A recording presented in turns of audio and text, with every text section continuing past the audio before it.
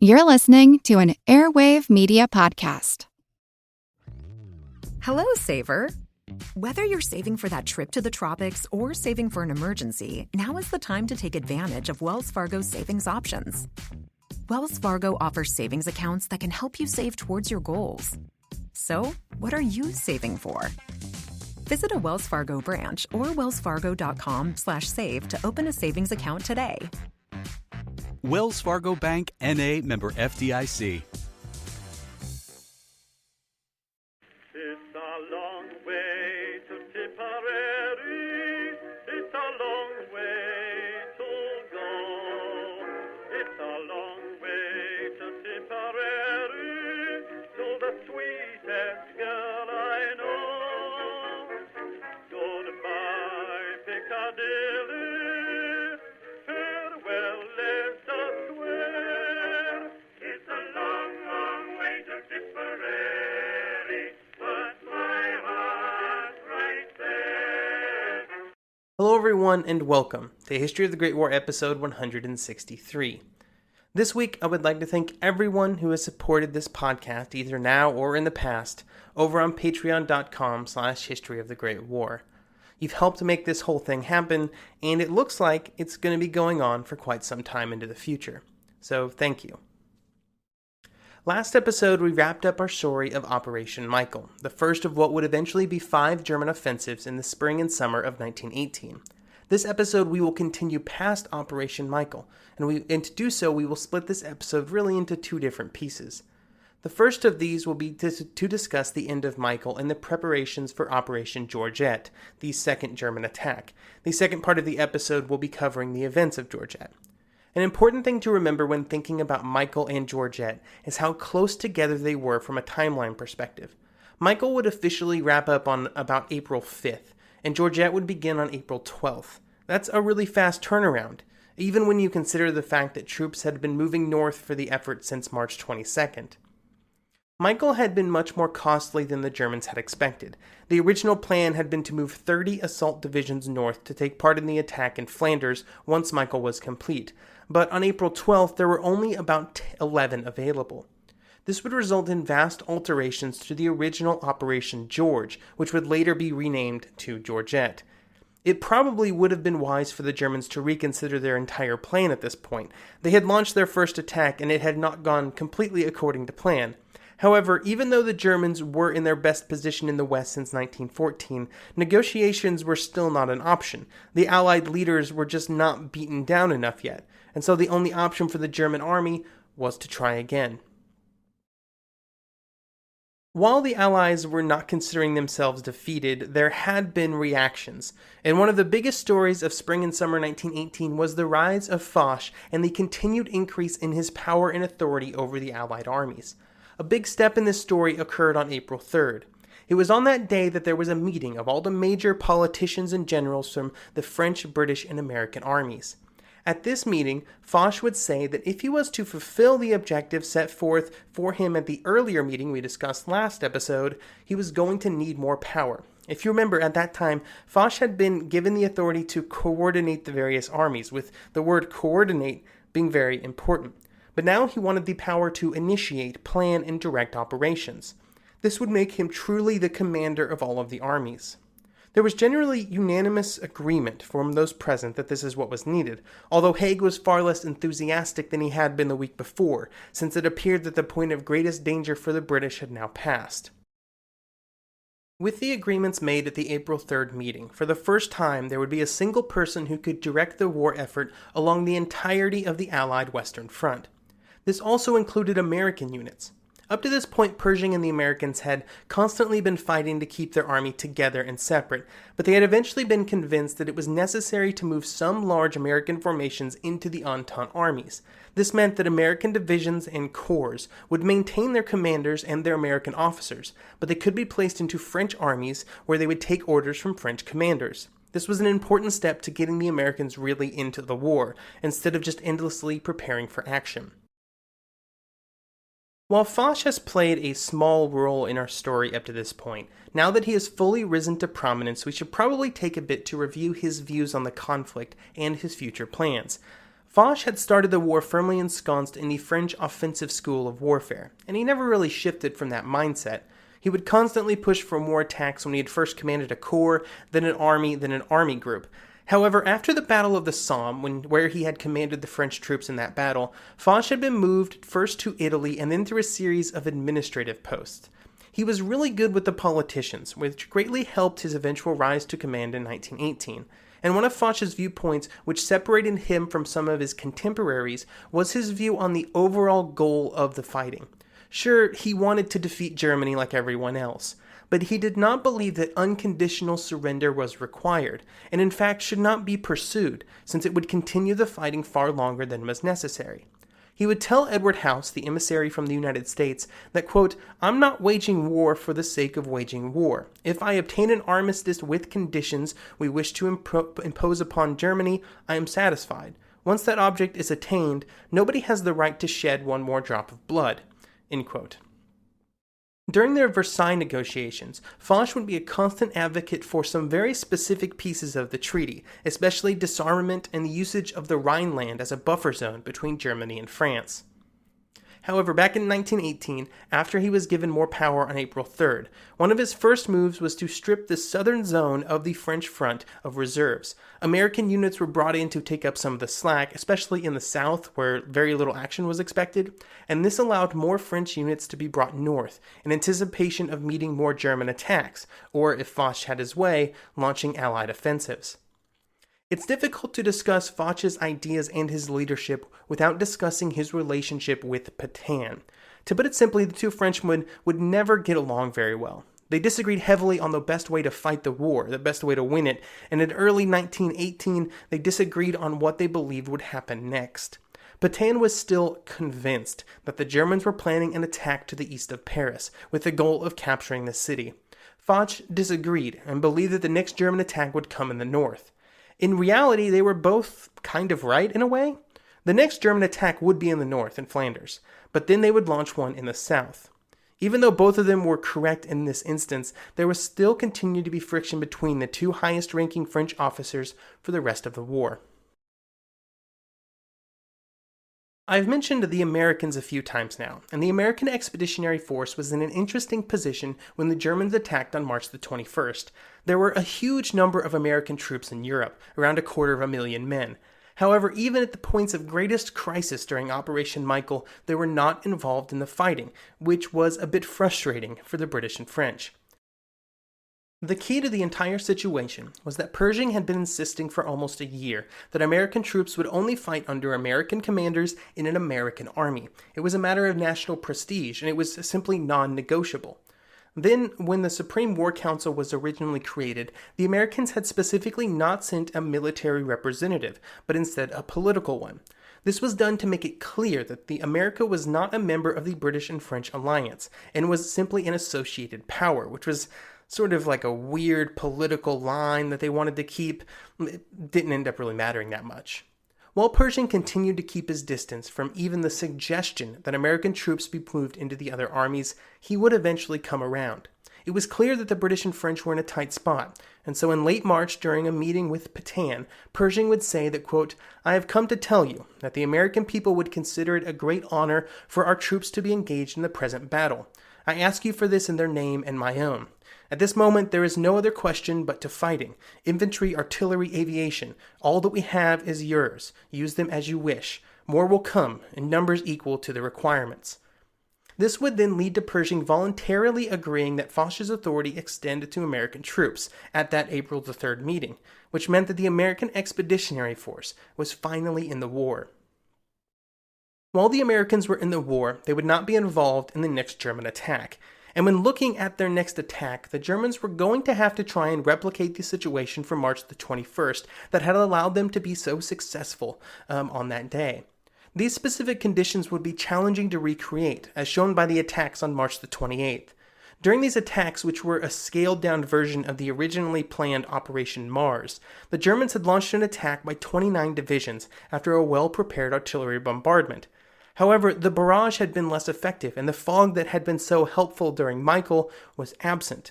On top of all these problems, they were also attacking far better defenses, and when the infantry went forward, they did not produce the expected results. On March the 28th, that attack would be more indicative of what the Germans could expect to experience on other areas of the front as they moved their attacks up and down the line, and it was not a good sign. While this was a worrying trend up at the front, another one was happening back at German High Command. It was around this time that Ludendorff started a spiral that would continue until he was dismissed from command. This spiral would revolve around a fixation on the growing American army and the need to push faster and harder to end the war before it could become fully available. Then, once this was impossible for the German army to attack in the west, the spiral would then send him into a deep depression and even greater desperation, an important part of our story for pretty much the rest of 1918.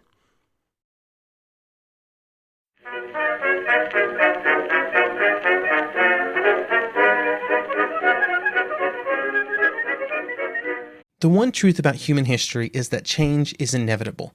But the one thing that has never changed is that humans need food to survive. There are many ways to get that food, but one of the easiest ones is Factor. Factor delivers ready-to-eat meals right to your door. All you have to do is heat them up and dig in. In 2 minutes, you can be eating tasty keto or vegan options, or any of their 35 options that they have available every week.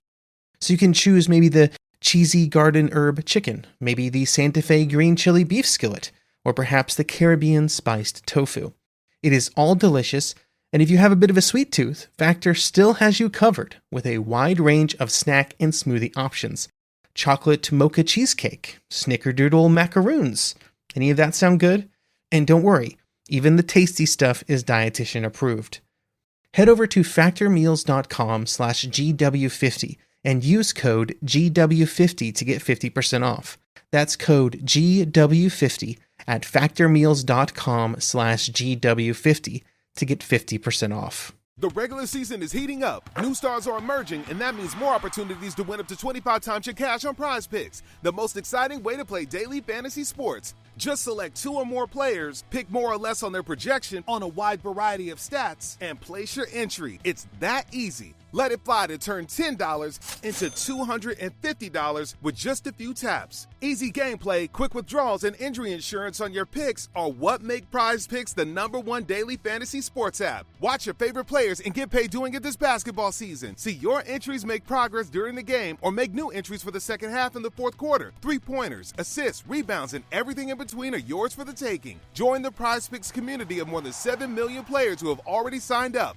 Right now, Prize Picks will match your first deposit of up to $100. Just download the Prize Picks app and use code GET100. That's code GET100 on Prize Picks for a first deposit match of up to $100. Prize Picks. Pick more, pick less. It's that easy.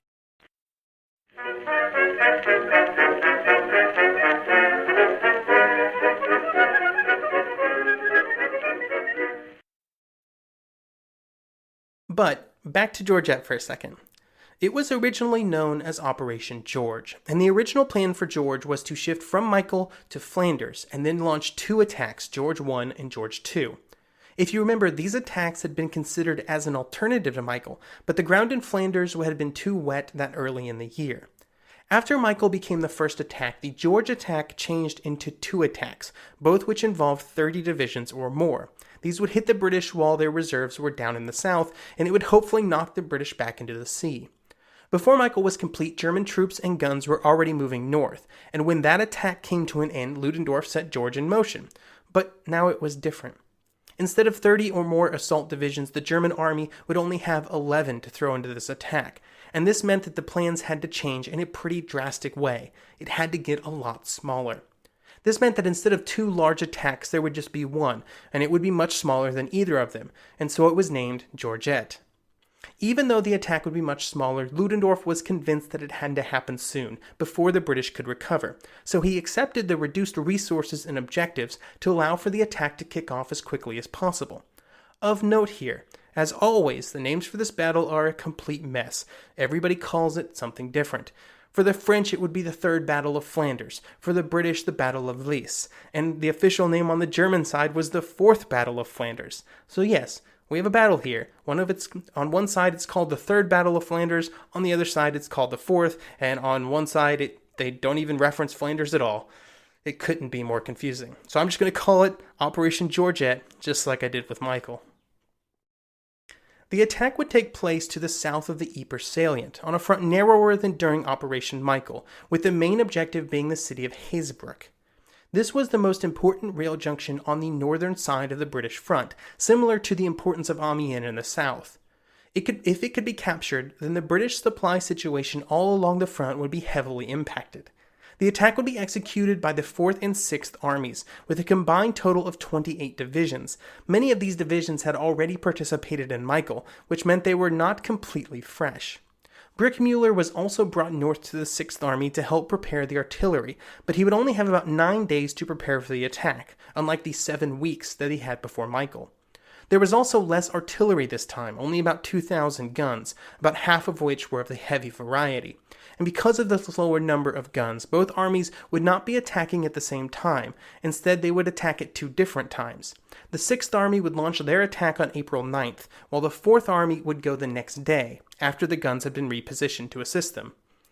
While there were some problems for the Germans to overcome, they still greatly outnumbered the British forces, as there would just be 8 British divisions in the line. To make matters worse, 5 of the 6 divisions in the front line had been involved with Michael, and they were not fully back up to strength. Then there was the Portuguese division. Portugal had entered the war in 1916, and had sent 2 divisions to the Western Front. Since that time, the government of Portugal had changed to one far less supportive of the country being in the war, and so the Portuguese divisions were not well supplied, not well supported. They'd sort of just been hung out to dry. In fact, the 1st Division had already been pulled out of the line, and the 2nd Division was scheduled to do so the same day that the attack began. The British were so weak in this area because this sector had been pretty quiet for almost the entire war, and had been seen as a good place to put divisions while they recuperated, or in this case, a good place to put token divisions from an ally so that they could take part in the war without really taking part in the war. The British did know that there were German troops moving north after Michael, but they assumed that the attack would come in a different location, either to the north around Ypres or to the south near Vimy Ridge. The attack would begin at 4:15 a.m. on April 9th, with 9 divisions attacking on an 11-mile front. They were once again gifted with the presence of heavy fog, and the artillery fire would fall hardest right on those poor Portuguese troops who were already looking for their relief. When the fire came down on these men, they broke and ran, and when the German attack went forward, they experienced little resistance.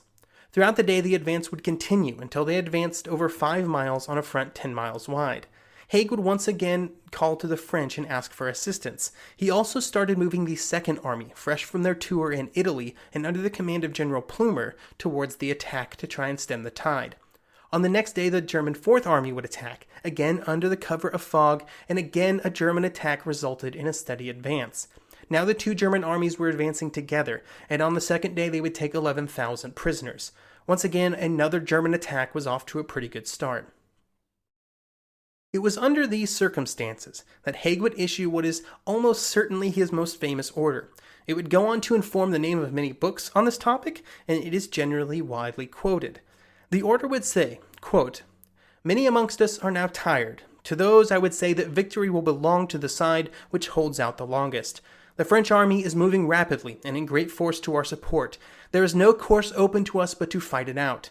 Every position must be held to the last man. There must be no retirement. With our backs to the wall and believing in the justice of our cause, each one of us must fight on to the end. The safety of our homes and the freedom of mankind alike depend upon the conduct of each one of us at this critical moment." End quote. While the order is a great read, and just recording it now, it definitely has a good effect, it was almost universally derided at the front.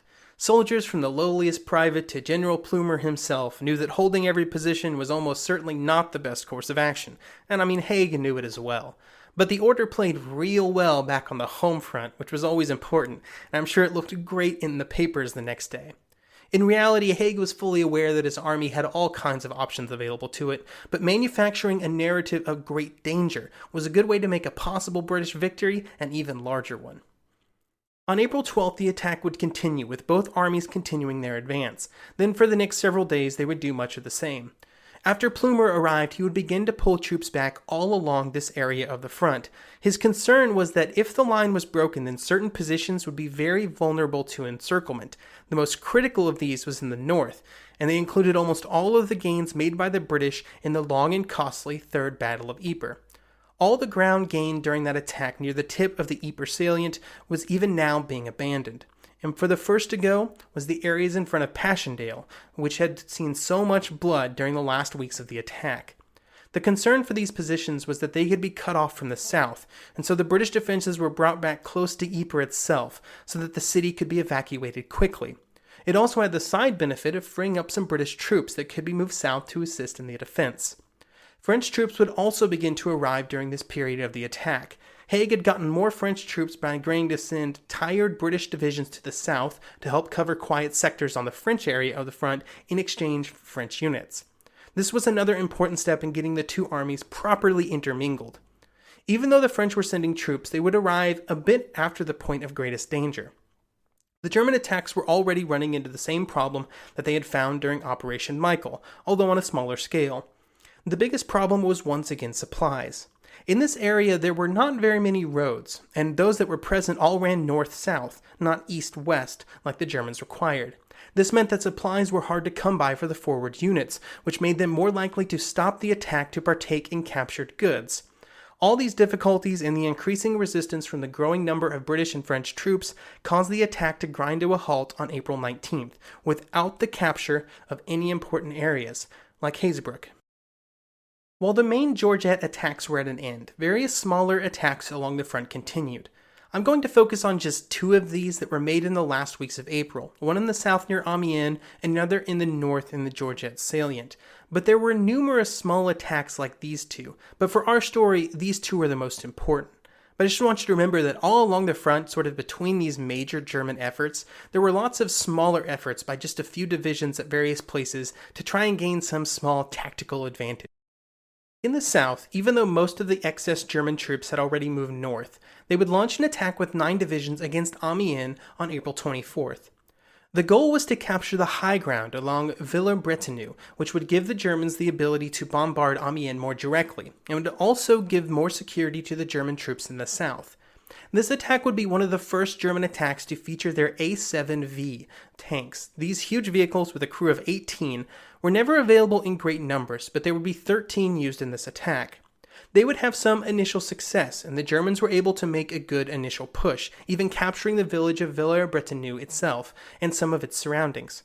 However, British tanks and guns arrived to neutralize the German tanks, and then an Australian counterattack would be launched later in the day, resulting in the Germans losing most of their gains. In the north, another operation was launched, this time with the goal of capturing Montkemmel. Montkemmel was a hill that rose just about 300 feet over the Flanders plain. It had good observation of its surrounding area, and as such was an important position. French troops had just taken over its defense from the British, and the French were even preparing to launch an attack against some nearby German positions. As the attack was preparing on April 25th, it ran directly into a pre-attack bombardment for the Germans. With such a start, it is unsurprising that the Germans were going to go on to capture the summit of Mount Kemmel in just a few hours. But then the Germans just stopped. The way was open to the next set of hills, which were just as important as Kemmel itself, but the German orders were explicit that they were to stop and wait for further orders before they went on beyond Kemmel. This was a change, but it was an effort by Ludendorff and the German commanders to prevent their troops from advancing too far and then just getting counterattacked back to where they started. In this case, it greatly reduced the possible German successes, because while the German troops were milling around on Kemmel for most of the day, the British and French were rushing in troops to the defense. When the Germans finally did try to attack again, they were stopped. There would be a few more attacks in Flanders before April was over, but they would be even less successful than this attack on Mount Kemmel itself. When Georgette and the other attacks in Flanders, like the attack on Mount Kemmel, were over, the Germans once again found themselves in possession of a good amount of new territory, but not much else. Just like in the south, where the Germans had been stopped just short of Amiens, in the north they had been stopped just a few miles short of Hazebrouck. In the months since Michael had started, they had suffered another 326,000 casualties, with the British suffering 260 and the French 107,000. The Germans had also extended their lines once again, and while the Allies also had to man these new areas, they were able to shift troops around the front to make up for some of the shortages, especially with American troops now available. One area that would become weaker with all of these movements was on the French area of the front. The Germans noted that so many French troops were now in the north, so the French had to be weaker in the south, and this resulted in Ludendorff ordering Crown Prince Wilhelm to prepare for an attack in Champagne. While the next attack would be launched, and we will cover the attack next episode, the German army was now at a point where it would never be the same again. And it was no longer just a physical problem, or a numerical problem, or an age problem. It was becoming a mental problem. And I will let Colonel Thayer of the 9th Reserve Corps explain. Quote, "They had put too much hope that this great blow in March would end the war. Therefore they had once more summoned together all of their courage and all their energy. Now the disappointment is here, and it is great."